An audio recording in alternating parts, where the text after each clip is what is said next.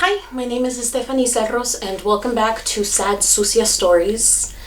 Today we're going to talk about a very traumatic experience that I was hoping would never get voted for, but it finally has. So before we get started, I wanted to mention that one of my best friends, Molly Moon, she is a local burlesque artist in the Salt Lake area. She and I are co-producing her OnlyFans account. If you follow the link in the description and you subscribe, you will be supporting two local artists. As I mentioned, we are co-producing this. So if you get a chance, please just if you get a chance, just check it out. So today we're going to talk about the infamous soccer rumors. Let me paint you a picture. I'm a freshman.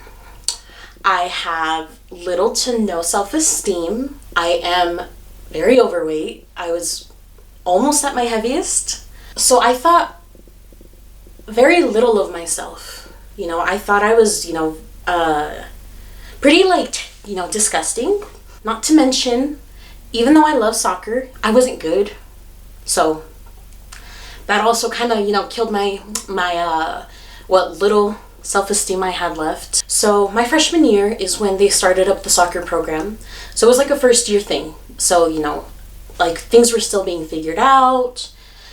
Coaches were a little bit more lenient, and because of that, we were often allowed to sit with each other because the boys' soccer team and the girls' soccer team would typically travel in the same bus. On the boys' soccer team, there was a boy who I believe was a junior at the time.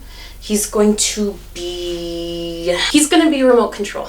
We're just gonna call him Control for the simplicity of it. Looking back at it now, Control was like meh, but because I was a freshman and he was a junior and one of the best players on the team, I thought he was like hot shit, but I never really talked to him or flirt with him because I saw him as here and I saw me as bear with me because this was a really low point in my life and I don't want to share this, but it was voted for, so I'm gonna follow through. We were a smaller school, so realistically there weren't any other neighboring schools which we could play against. Anytime there was an away game, it was minimum a 2-hour drive. But one of the funnest and one of the highlights of the season was always getting to drive to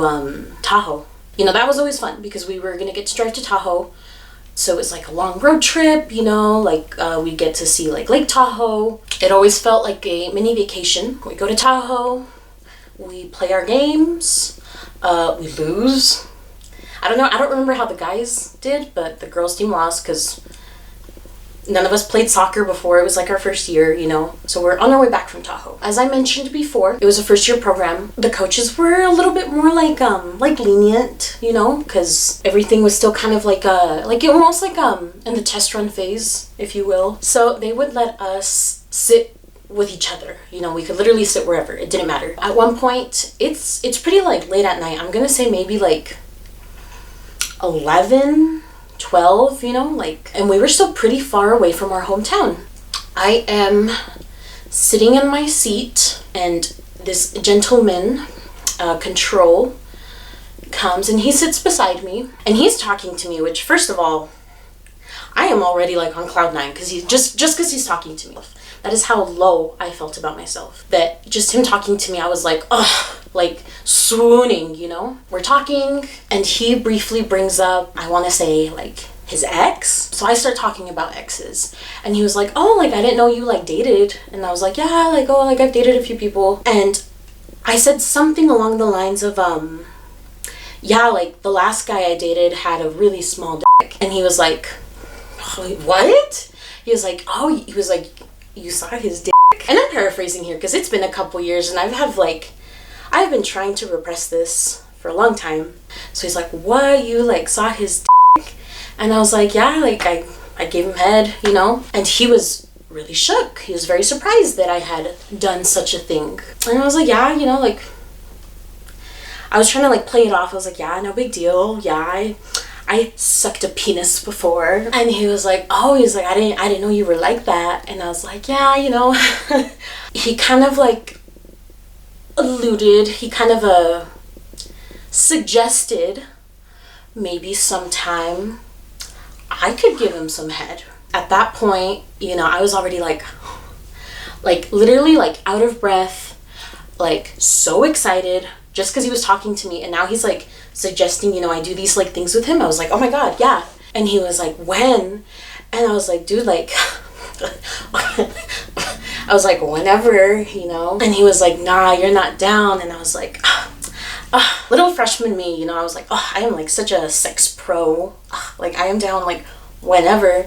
I was like, dude, I would do it right here. He's like, what? No, you wouldn't. And I was like, yes, of course I would. And so he's kind of like scooting over closer. And, you know, keep in mind, like, there's 2 teams, a bus driver, and 4 coaches in this bus. I had already like bitten off more than I could chew. And I was like, like, I can't like, you know, like suck your here. Like somebody's gonna hear, you know? And I'm not joking, you guys. There was somebody sitting in the bench in front of us. There was somebody sitting in the bench behind us. There was somebody sitting in the bench across from us. And there was somebody sleeping on the floor, like the aisle of the bus. You know, so I told him, I'm like, we will absolutely get caught if I try to give you head. And he was like, you don't even want to like touch it? And I was like, I guess. So I take my hand and I, you know, reach into his pants and I start giving him a basically. And he's, you know, really enjoying himself. And I'm sorry, I don't want you guys to think I'm like, you know, I am dramatic. But this was probably like one of the lowest moments in my life. And, you know, this decision caused a lot of issues for me, like, in the future. I just want to clarify, you know, I was never like forced into anything, you know. That was not the issue by any means. I had just made like a really dumb choice, you know. So I reached into his pants, and I'm giving him a hand, and he is like very much enjoying it. And because he's enjoying it, I am like feeling so good about myself. I am like, oh my gosh, like I am bringing pleasure to someone. Like, I must not be, you know, literal trash. Just keep in mind, you know, like that is how little I thought of myself. That I only found value in myself once I was pleasuring another boy. So, you know, he's like, you know, whispering in my ear and stuff, you know, like, go faster, go squeeze harder, you know, play with my balls or whatever. And I'm doing it, and it's almost as like, as I am doing these things, he's enjoying himself more. So I'm trying to be like very like obedient, because the more pleasure I saw on his face, the better I felt about myself. Eventually, you know, he like gets to a point, he's like, let me in your mouth. And I was like, no, hell no, no, I'm not gonna let you in my mouth. And he was like, well, what do you want me to do? And I was like, just, you know, in your pants. And he was like, no, I'm not gonna get my pants dirty. And I was like, go get a tissue or something. You know, because on the bus, like up on the rails, they would almost always have like a tissue box or like paper towels or something. So I take my hand out of his pants. He kind of like, you know, quietly gets out of the bench. You know, he's trying to like be stealthy because, like I said, there's people sleeping on the floor. But he comes back, you know, I go back at it, and he finishes in the tissue. Yeah, so I had this like tissue of in my hand, and he was like, well, you know, go throw it away. And I was like, no, I'm not gonna throw it away. Like, I'm gonna, you know, there's gonna be suspicions, you know, suspicions will arise. And he was like, then, you know, throw it out of the window. And I was like, oh my God. So I like very quietly, like kind of like get up on my knee, and like we're on the freeway, so it's kind of loud. So I, as quietly as I can, I try to like lower the windows on the bus just a little bit. This is this is probably like one of the worst moments in the whole story, because to this day I still feel so bad about it. I'm lowering the window, I have the gross tissue, and I tried to like slip it out of the window. And because we're on the freeway or highway or whatever, the wind is blowing fast. So as I push it, the wind pushes the tissue back in, you know, past us, and hits one of my sleeping teammates in the face. And I felt so fucking bad. I felt so bad. I still feel so bad. So bad. Like to this day, whenever like her name comes up, or like I like see her like anywhere in social media, I'm just like, I'm so sorry. I'm like, you know, elbowing the shit out of him, and I'm like, go fucking get it, you know? So he goes quietly, you know, gets it. Thankfully she didn't wake up, and he goes over and he pushes that out, and it flies out. And so I was like, okay, cool, you know, we didn't get caught. And it was so depressing, so depressing, because I'm not exaggerating. Almost immediately he's like, all right, cool, thanks, you know, and like leaves. And so then I'm just kind of stuck there, you know, my hand smells like sweaty dick, and I'm just like, what did I what did I just do? Eventually we make it home, we go our separate ways, you know. At that point it was almost like maybe like 4 in the morning, like 4, 3. It was late. It was really, really late. So the next day at school, I genuinely do not remember telling anybody. I genuinely do not remember. I don't know if he told anybody. I'm assuming he did it because I'm sure he was like embarrassed of the whole situation. So the next day at school, somebody comes up and asks me about it. And I think they said something like along the lines of like, hey, is it true that you and Control were doing stuff on the bus? And I was like, yeah. I like fully outed myself, you know. And that was like one of my biggest mistakes, because I fully outed myself. It's a small town, you know, so it doesn't take very long for other people to find out, and for other people to be asking me about it. And then finally at one point in the science class, let's say Lighter, who was also on the boys soccer team, but he was in my grade, he sat next to me and he's like, hey, like, is it true, like, what people are saying about you and Control? And I was like, kind of, because at that point I was like, you know, he's on the team, he's gonna snitch. And he was like, what do you mean kind of? And I'm like, well, like we were doing stuff, but like nothing crazy. And he was like, oh, like what were you doing? And I was like, oh, like, you know, like we're just like making out or whatever. And we were not making out. I don't know why I thought that was a better alternative to what had happened.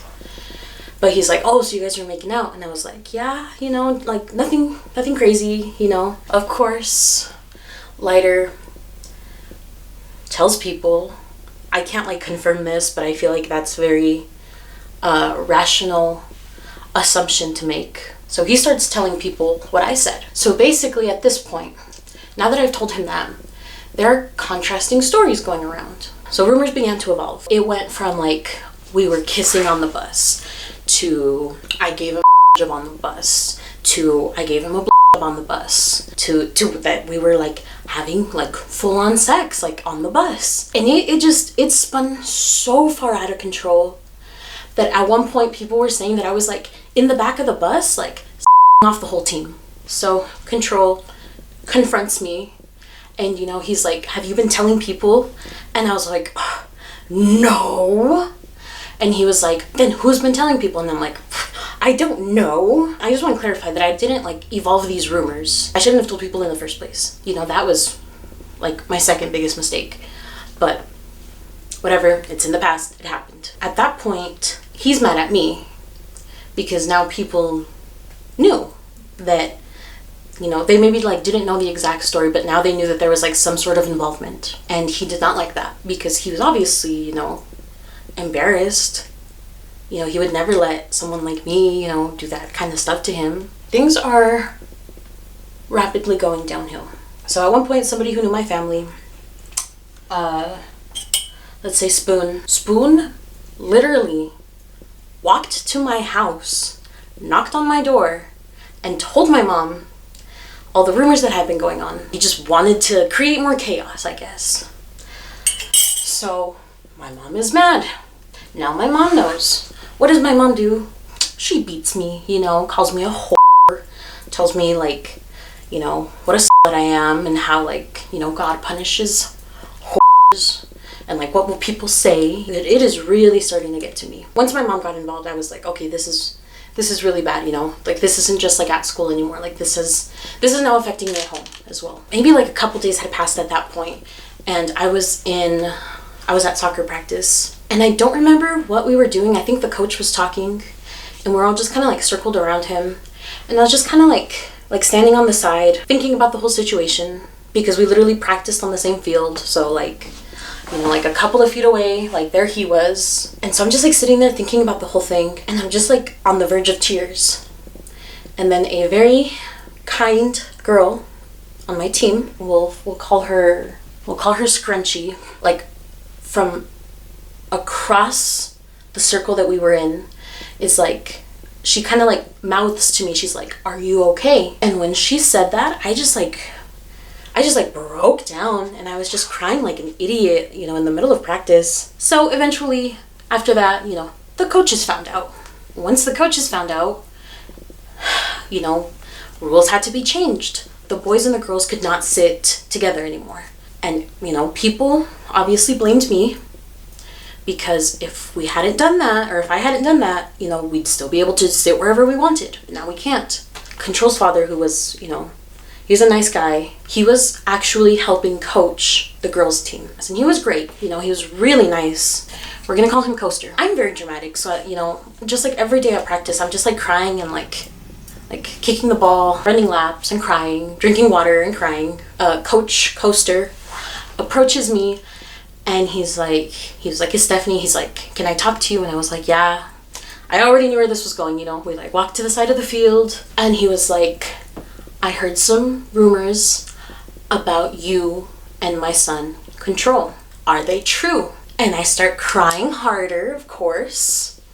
And I was like, "Yes." Surprisingly, Coach Coaster was very empathetic towards me, and he said, "Don't worry, this is not your fault." And he was like, I'm going to talk to Control, and he said, "I'm going to talk to Control, and I'm going to make sure that he respects you." Oh my God. I think that was the only time throughout this whole thing that I actually realized, or I felt like it was both of our faults, not just mine. So Coach Coaster says these things to me, and I was like, "Oh, how nice," and it genuinely made me feel better. I mean, like, of course it wasn't true. I'm sure he did talk to Control, but of course, that was, I was definitely not treated with respect after. But that's in the past. Some time passed before I think I felt like things were normal again. I would be like going to sleep, and my mom would come into my room, and she'd look me dead in the eyes, and she'd say, like, "You're a whore," like, she'd open the door, she'd come in, and she'd be like, "You're a whore, you're an embarrassment," and like close the door, and then I would go to sleep. It wasn't just my mom who was making me feel that way either. It was people at school. I felt like the coaches kind of like looked at me differently as well. And just to like top off like the whole show, at one point I got a cold sore. The rumor windmill just like continued constantly. At that point, people were like, "Oh, like he gave her herpes," or "Oh, she gave him herpes." That just made me feel like even more disgusted with myself. Because of the way that my mom was treating the situation. I really did believe that God was punishing me. I believed that God had given me herpes for being a whore. Obviously, that rumor stuck around for years after. Obviously, people still ask me about it. So, here it is.